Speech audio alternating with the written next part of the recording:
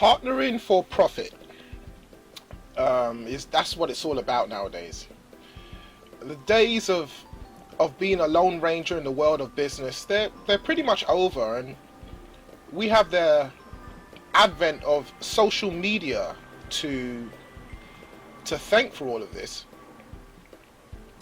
because it's become so easy now for people to link together, tie together, and align with other people of common thought. And the days of community being where you live are actually, they're coming to an end, because people don't interact personally as much anymore. They're interacting through the media, through the computer, through the internet. And so communities of today are communities built around common thoughts, common feelings, common interests, common values. I mean, today, for example, I have meetings with people all over the world via the internet, and the one thing I can tell you about the people that I tend to communicate with is we all harmonize on a common frequency, and we tend to have the same interests, the same goals, the same values. And so the world today is being configured very differently than it was years ago. And what that means is that there are new opportunities that exist today. There are new ways of reaching these new communities today, new ways of interacting with them and turning them into profitable business. But you can't do it alone, really, because the world is now no longer built on the lone entrepreneur with a sword in his hand, riding into the horizon, slaying the dragons. That's not the way it's done anymore. Today it's about partnerships, it's about teaming with other people, it's about extending yourself and leveraging yourself through the contact base and resources of other people. And the good news is that today's media makes that relatively easy. So once you get it, that's the way to grow. That's the way you expand your sphere of influence. So the next question is, okay, what business models can help you monetize this, so that you can convert these realities of today into structures and strategies and systems and methods that make money for you? And the first of these models include joint ventures and why they're so powerful and how you use them. I mean, joint ventures are basically, they're really a simple concept. You're the entity, and there are other entities out there that do things that run parallel to you, similar to you, contrary to you. It doesn't really matter. They're running somewhere. But invariably, in many cases, they're what you might call a nexus. And a nexus is a point of contact where you have an overlap in which you're serving your client or customer and the other party is serving their client or customer. Now, the way the relationships work today is people don't like doing business with strangers. They don't like doing business with people they don't know. They would much prefer to be introduced, and they would much prefer a warm, friendly introduction as opposed to a cold, in-person approach. So that being the case with respect to human nature, it really is incumbent upon people who are in business to look at where they would have a nexus of their client with the clients of other people in similar, parallel, complementary, even contrary businesses, because there's always these points of nexus. So when I meet anybody in business today that has anything to do with the kind of business I'm in, the first thing that I do once I have a comfort factor with these people is I explore with them where those points of nexus are, where it is that my client could become their client, where it is that my customer could become their customer, and vice versa. And then once you identify that nexus point, that place where there's an overlap, that place where there's the opening or opportunity of an introduction from our company to them, from our people to their people, then I want to know what that nexus is. And then we start to look at how we can translate that nexus into something that makes money for both of us. So let's say, for example, that I have an estate agency, and I list my clients' homes for sale, and it doesn't take me much to ask my clients, okay, why are you putting up your house for sale, and where are you going? And then once I know where they're going, I know they're going to have to buy a house in that area. So I have a potential nexus with an estate agent who operates in that area, and let that estate agent know that my client is going to be coming to their area, and then I introduce my client to that broker, that agent, and I now have an opportunity to earn a fee not only from when they sell the house, but from when a share of the income that they create for the party who I've introduced them to, who's going to help them find a house to buy.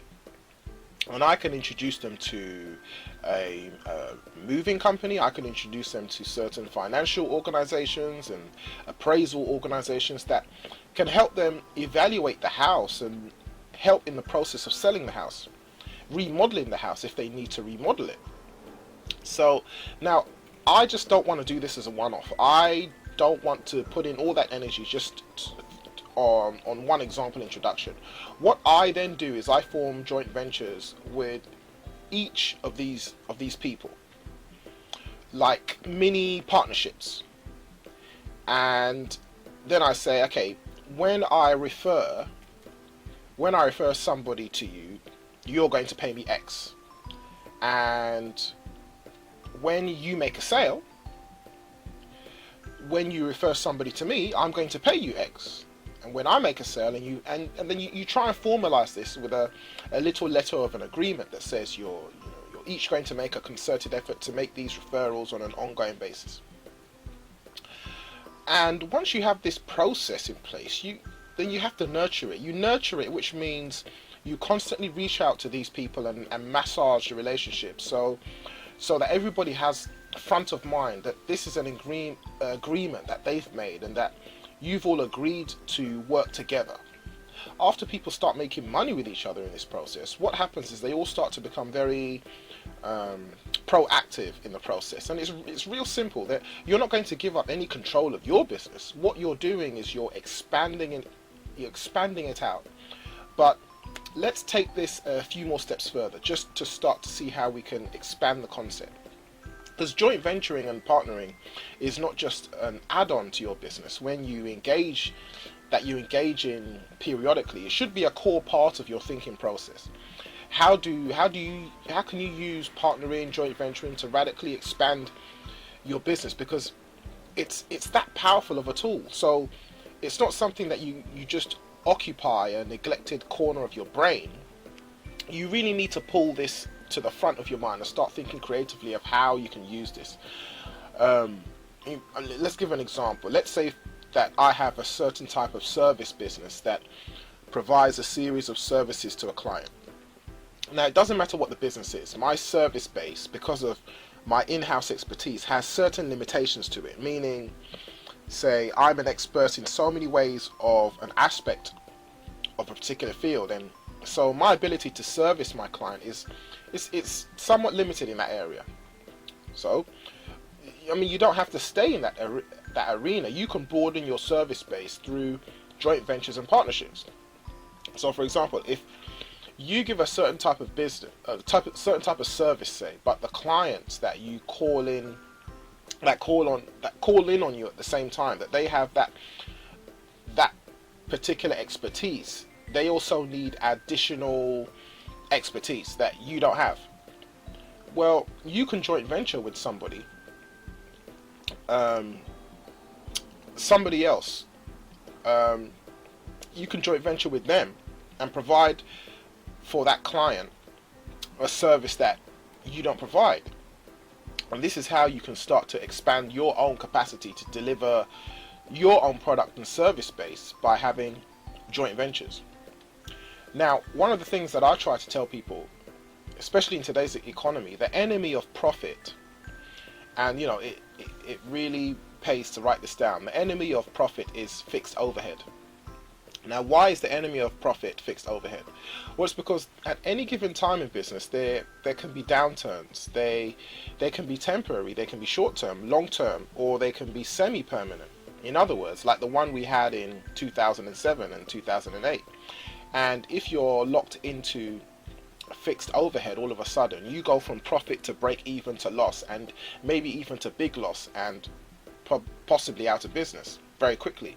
So the enemy of profit in business success today is fixed overhead. So why am I taking the time to emphasize this? Well, I'm taking the time because the more fixed overhead you can eliminate from your business, the more sustainable your business is through good times and bad times. So the idea is to turn as much of your overhead as possible into variable overhead that varies with the amount of business that you have to conduct. That is another function of joint ventures. That's another form of outsourcing, in other words. Outsourcing, if you think about it, is a form of joint venture. It's a form of partnering with somebody else where you, when you need them, you rely on their resources, but when you don't need them, you're not paying the overhead. So one of the structural benefits of learning how to joint venture and partner with people is the ability to reduce your fixed overhead, which makes your business long term much more profitable and more flexible with the ups and downs of the crazy economies that we tend to have in this current period. So that's another whole advantage. The way in which your business is structured is a more sustainable business, and more like you've learnt to rely on joint ventures and to outsource things that you're not capable of providing, or the things that you can provide, but now that you're going into a big upturn in business, rather than you build internally and the ability to handle that and build that fixed overhead, you're more flexible. So when the market turns around or slackens off, you're stuck with fixed overhead. You can learn to joint venture and mitigate this, partner with people who can supply for that over purchasing that you're experiencing now, so that when it reduces in future, as with all business cycles, you're not stuck with the fixed overhead. So that's another whole advantage for thinking in terms of partnering and in terms of joint ventures. Now, one of the things when I talk about joint ventures with people is that they always say to me, well, you know, Alfred, if I get all these new sales through joint ventures, I've got to have more inventory, I've got to have more facilities, I've got to have more trucks, I've got to have more whatever, and that takes capital, and I don't have the cash. So even if I were to do these joint ventures and get all of these additional sales, it would mean that I need capital to expand my business, and I don't have it. Okay, well, I'm going to introduce to you one of my quick answers for everybody on how you can create immediate cash in your business to handle these kinds of increases, these kinds of needs for capital they're easy, they're quick, and very efficient to form. And I'm going to introduce you to some new words that you may never have heard before, but it's basically called cash on cash investors. What does that mean? Well, cash on cash means they don't get a piece of your business. They don't get any of your equity. They're not a bank. They don't make a loan. They are people who are going to invest in your business, but not in equity. They're going to invest so that they get a return on their cash. So for example, let's say you know that you've got a project that's going to require a certain amount of cash to get the project going, but the project will produce a certain cash flow because you've done the paperwork. You know why you're borrowing the money, why you need this cash on cash investor. So now you have a project, you have £100,000, and you know that over the next 3 months to 5 months that project is going to return 250,000 to you in income. The fact that you have the 100,000 in cash, well, you need it from this investor. So instead of borrowing the money from the bank, say, who won't loan it to you, instead of trying to find an investor in your business, a traditional investor who looks at your business and says, oh, you know, I don't want to take that risk with you, and then all I own is the paper, like your stock certificates in your company, what good is all that to me? Instead of that, you show this person, well, look, here's my project, here's the amount of income that I'm going to generate on that £100,000, here's my test. And this is an important part of that. Here's my test where I took £10,000 or 5,000 and I ran this model, and as a result of that, I know that when I put £100,000 into this, I'm going to replicate this test, but now at a £100,000 level, and that's going to produce £250,000 cash for you over the next 5 months. So when you invest your £100,000 with me, what I'm going to do is I'm going to give you the first £100,000 of profit that comes back on this deal. I'll give that to you, so you're going to have your money back in about 2 months. Then I'm going to give you 10% or 20% of all the money that comes in after that. So on your £100,000 investment, you're going to make a cash on cash return of £50,000 profit. Now, I'm making these numbers up. They could be any numbers that make sense, but the point of the matter is that this investor now doesn't care about the success of your overall business. They're not concerned about your credit rating. All the profit is going to be structured, by the way, to go into what's called a secure account, a lockbox at the bank. So every time money comes in from the sale or whatever it is, these things are, the money goes into a lockbox so that it's secure from both parties, really. So now when the investor puts up their £100,000 and the money comes in, the first money that has come back to them, so their risk is practically zero. Their return on £50,000 on £100,000 in 6 months is, well, you can figure it out. It's like 100% return on their money on an annual basis, or approximately. But now for £150,000, you have made the £100,000 profit on the other side for yourself. So these are approximate numbers. I just want you to get the concept, okay? So the cash on cash investor does not need to worry about the success of your business model, only that your project works, which you have given up demonstrable cash for. So, well, here's another scenario you can use, like involving a cash on cash investor, and it's also a great demonstration on getting a great return on your money. And I'm going to use the word widget here for a product, so that we don't disturb anybody's business model out there who really can benefit from this. So here's how it basically works. Let's say, for example, that you want to do a sales campaign on widgets, okay? And to have an inventory of widgets for the sale, you've got to go out and spend £50,000 to bring in your inventory.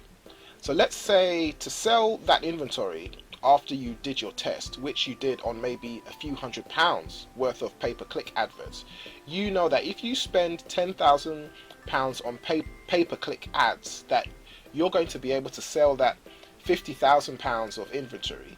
The sale price is going to be £120,000, and you're going to be to make your profit at the end of that, you're going to be spending £60,000, and you're going to make £60,000 profit if you go out and do this pay-per-click campaign. Well, you've got the inventory all ready to go, but it takes £60,000 to put this all together. So basically, you would have your cash on cash investor put up £60,000 for the project. Now, the way you would structure the deal with them, and this is the only one way to do it's not that there's only one way to do this. This is one way that it's been done, but there are many ways you can do it. So again, the important thing is just the concept here.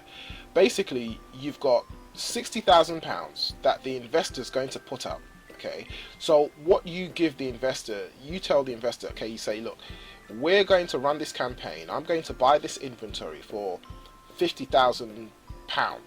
I'm going to spend £10,000 on pay-per-click adverts based on my test, and that's going to produce £120,000 worth of sales, and I'm going to make a £60,000 profit on that. And when that happens, when the product sells, I don't have my £60,000. So if you, my investor, supply the £60,000, here's what we're going to do. We're going to set up a lockbox, secure account at a bank, and all the proceeds from the sales that we create are going into this lockbox. So you don't have to trust me. It's all going to go in there, and it's all going to be set up when you come on. So now when you put up your £60,000, that is going to buy £50,000 worth of inventory, and it's going to pay for £10,000 of pay-per-click ads, and then we're going to sell £120,000. We're going to do £120,000 in revenue, and the first £70,000 that hits that lockbox, that secure account, that goes to you, the investor. So you're guaranteed right up front, you're going to get £10,000 profit on your £60,000 investment. Okay, so the first £70,000 in, you get it all. Now, the inventory, remember, has been paid off. the pay-per-click ads have all been paid for, and now when the rest of the sales come in, there's the balance of that 60,000 profit. So we've paid £10,000 of the profit to the cash on cash buyer. So we've got £50,000 of profit left. And here's where your deal making skills come in. The cash on cash investor already got a £10,000 profit.